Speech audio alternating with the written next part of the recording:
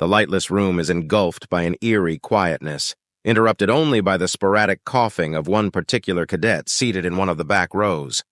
The lights are already turned off and the projector turned on as the head instructor walks in. "Good morning, class. I have bad news and bad ear news." Everyone's worries have just been confirmed. The rumors were real. Official reports confirm that yesterday, in proximity of the disputed SX 9318 star system, the Korean destroyer KFS Rika D-9063 unprovokedly attacked and sank our cargo ship Steel Whale. The deafening silence rings louder than 1,000 cannons. Everyone knows that the attack didn't come out of nowhere, as propaganda tries to argue. These border skirmishes have been going on for months, and the fact that the authorities refuse to disclose the exact coordinates of the accident suggests, if not confirms, that the Telian ship was in fact sailing in Korean space. Now, as our politicians are doing their very best to escalate these easily solvable issues into a war, our diplomats are sweating their asses off not to ignite a new conflict. Meanwhile, we, the military, have to sacrifice our hearts and souls to protect them. The cadets are uneasy, to say the least. They are just a couple of weeks from graduation and know that if anyone was to fight in the upcoming hostilities, it would be them. New fresh meat for the grinder, as they like to joke about. They are laughing no more. As much as I have faith in you and in my training, I want to give you some actual advice. From someone who actually has some experience in these sorts of things, in the hope you will never have to use my teachings. As everyone grabs something to take notes on, the instructor reaches out for the projector's remote and starts his brief presentation. The first slide is just a simple, "Know your enemy." This last lecture was initially intended as a farewell and good luck speech, where I would have shared some of my tips and tricks on how to survive an encounter with a pissed-off higher-ranking officer. Given current events, I quickly prepared something else for you. It's a bit barren in content, but I will make up for it by boring you to death with my speech, says the old Telian, lightening the mood in the room a bit. But given the circumstances, I will just tell you what I think is best for you, the truth. You can put down your pens and crayons. There will be nothing to memorize, just things to keep in your heart. A bit confused, eventually everyone puts aside what was on their desk. As you can see, the title of this short presentation is Know Your Enemy. I'm sure you passed with flying colors your intel gathering and pattern analysis courses. You might be thinking that you know your enemies, the Keltians, already enough, right? Some uncertain mumbles and quiet replies come from the sea of heads lost in the dark. And you would be right. That was a trick question. You spent years studying Keltian military history and psychology, but as stated by the title, those are not your true enemies. Their allies are. Well, they could be, to be precise. Although the listeners are by all means greenhorns, everyone would understand the basic functions of a defensive pact and the consequences of declaring war on a member of one. The coalition of the First Arm is a strong regional power with an experienced fighting force, having fought and won a war against the Union. As of now, our intelligence confirms that no member of the coalition has any intention to step in and provide actual support to the Keltians, as they deem this conflict outside of the greater interests. Also because there's an unwritten agreement between the coalition and our own alliance to avoid a regional war on this side of the Milky Way. Border wars, or star skirmishes as they are called, are a somewhat regular event that happens once every few years between certain neighboring powers over disputed claims.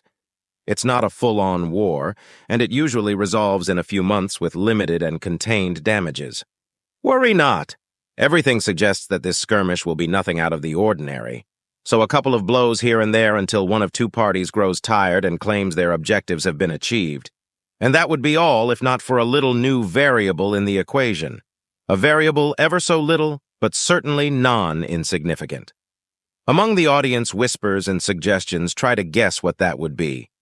As theories and ideas are shared and commented on, the projector transitions to the next slide. Spectres. You know how the saying goes? That we, the Telians, have a haunting past. That the ghost of violence always hunts us. That no matter how hard we try to hide it from others, everyone knows what our ancestors were capable of doing and did.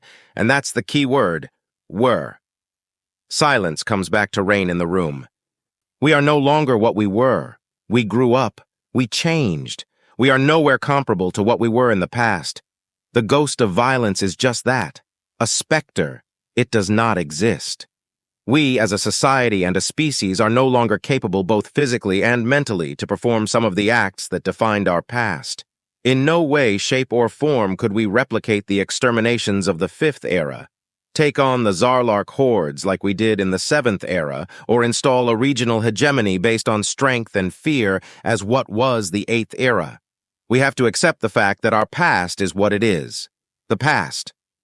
For better or worse, this shift in attitude is what brought the Tellians to what is considered the new Golden Era, a period of stability and cooperation between species that allowed for a significant growth in commerce and quality of life. But I wouldn't make this speech without a reason, so let me present to you the real threat that could be looming over us, says the instructor in a very theatrical manner as all gasp in stupor seeing the contents of the next slide. Humans. These are the real wild cards. From the dark, a silhouette can be seen raising its hand. After being allowed to speak, the voice asks for an explanation on why humans of all things are considered a greater threat than the Keltians, known for their physical strengths and elite warrior culture. As you well know, humans are a relatively recent addition to the Coalition's roster. They are more widely known for their origin as Death Worlders and their apparent cheerful and carefree behavior. But as you might have guessed by my phrasing, that is only a facade. The same voice that asked the previous question replies in confusion, stating that they met several times with humans and even the most unfriendly ones were very welcoming for galactic standards, and that they didn't appear all that threatening. I won't bore you with the specifics, also because it's highly classified documentation, but we think humans have the strongest military in the Orion Arm, possibly the single most powerful military force in the known galaxy. The cadets cannot hide their excitement or terror as the room erupts in an uproar. That aside, we have reason to believe they are not even remotely interested in interfering in our skirmish, so you can sleep well knowing that. One of the young officers asks why humans have been mentioned if they do not pose an actual threat. And with this, let me move on to the next slide. The world shown by the presentation this time is shadow. Given the context, do you know the difference between a ghost and a shadow? Many try to guess the right answer with none succeeding.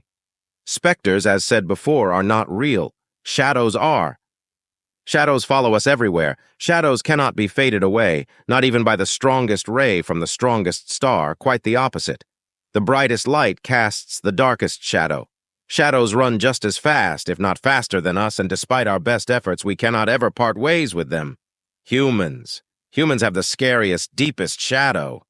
A creepy silence takes over the room. As all voices finally quiet down, the instructor continues his last lecture. While we are incapable of replicating our past, humans' potential for destruction grows hand in hand with their technological innovation. And that is why their shadow grows darker and wider every hour, every minute. It's no longer just a pool of darkness. It's an abyss, filled by numerous unspeakable horrors of their past and the infinity of unimaginable acts possible in the future. The shadow of war has and will always accompany humans until the heat death of the universe. Thankfully, the Terrans know of the miasma of death that follows them like a wicked puppy and try their best to train it and make it behave. Trust me, they do everything possible to keep it under check. But the problem is that we don't know what could cause the owner to let go of the leash holding his hound back. We don't know what would be crossing the line with humans, because truthfully, they themselves don't know what that would be.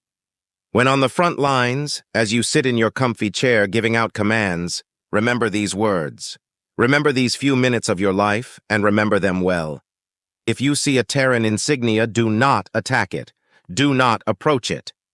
If possible, order all your forces to stand down, or even retreat if you see the blue globe with white continental lines on the side of a ship, be it a random cargo hauler, or even a goddamn insignificant mining drone from Wish. Try to contact it immediately and help them out in any way possible. Halt an entire battle group if necessary. It could even be a setup to drag humans into the conflict for what you might know, but you will have to try your very best not to give them a reason to unleash the war monster that hides in their shadow. A beast so scary they spent all their history trying to tame, writing laws, treaties, and articles trying to regulate the exercise of violence. They try to convince us that they are friendly and open to cooperation, and that is true. Until you cross the line, a line that keeps going back and forth, a line that cannot be understood. In conclusion, it's very simple. The revised Geneva Convention dictates how to conduct war between humans. It's a very well thought-out treaty that limits the use of much of humanity's weaponry. The only problem is that we, as you might have guessed, are not humans.